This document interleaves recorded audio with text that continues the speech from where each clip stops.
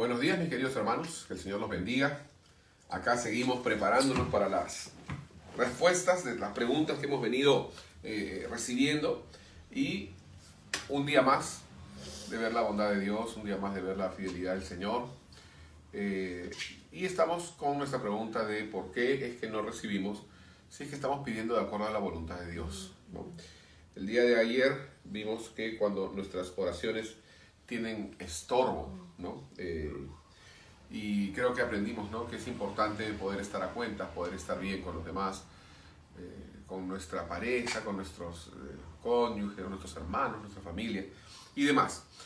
Hoy vamos a ver quizás es el más medular de toda la palabra, que es más histórico también, y es que muchas veces la razón por la cual no recibimos lo que pedimos o no recibimos la voluntad de Dios es por la incredulidad, es por no creer, básicamente, ¿no? Estábamos conversando con Jessica hace un ratito, que en realidad la incredulidad es lo que la palabra misma llama como dureza de corazón, me dijiste, ¿no? O sea, y eso es algo fuerte, ¿no? Porque una cosa es decir, no, yo no creo, y eso suena bastante inofensivo, pero otra cosa muy diferente es decir, mi corazón está duro respecto a eso, ¿no? ¿Qué es lo que es la incredulidad en el fondo? Yo quiero leer el libro de Santiago, capítulo 1, versículo 6, dice: pero pida con fe, no dudando nada, porque el que duda es semejante a la onda del mar, que es arrastrada por el viento y echada de una parte a otra. No piense, pues, quien tal haga, que recibirá cosa alguna del Señor. Entonces, ¿qué es la fe? La fe es justamente lo contrario a la incredulidad, ¿no? Si alguien es incrédulo, la persona opuesta a él sería un creyente, ¿no? Entonces, Santiago nos da una recomendación respecto a pedir.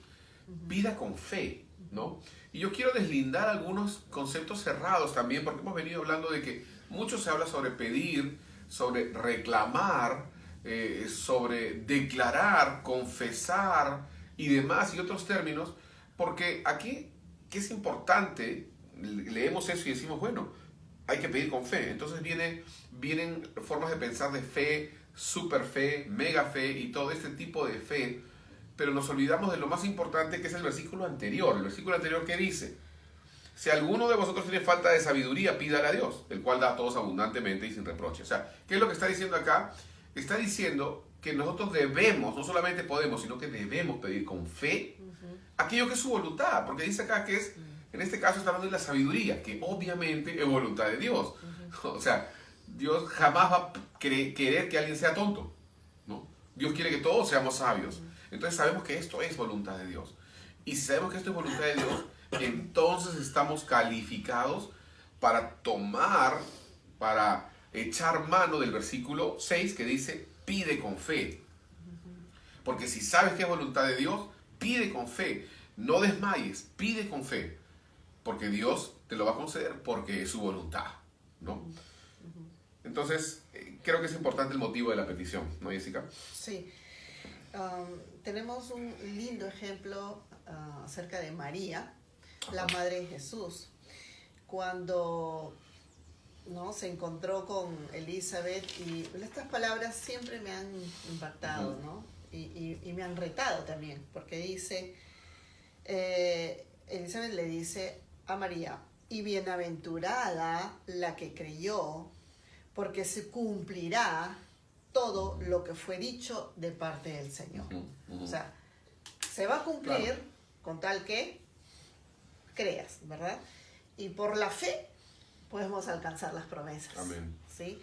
Amén. Y sí, o sea, todos, hasta que la promesa se cumpla, hasta que su voluntad se haga, ¿no?, en tu vida, de aquello que has pedido, no transcurre un tiempo. Puede ser meses, puede ser años, ¿no? Y en eso hay toda una batalla, ¿no? Entonces, ustedes recuerdan también al papá que tenía a su hijo enfermo, y, ¿no?, y se acerca a Jesús, y en el camino, estaban ahí, y en el camino él batallaba, como diciendo, no sé si lo va a poder hacer. De repente estamos yendo por gusto, ¿por qué lo estoy molestando? No sé. Entonces le dijo a Jesús, después que le dijo, ¿tú crees? Le dijo, sí, yo creo, pero ayuda a mi incredulidad, ¿no?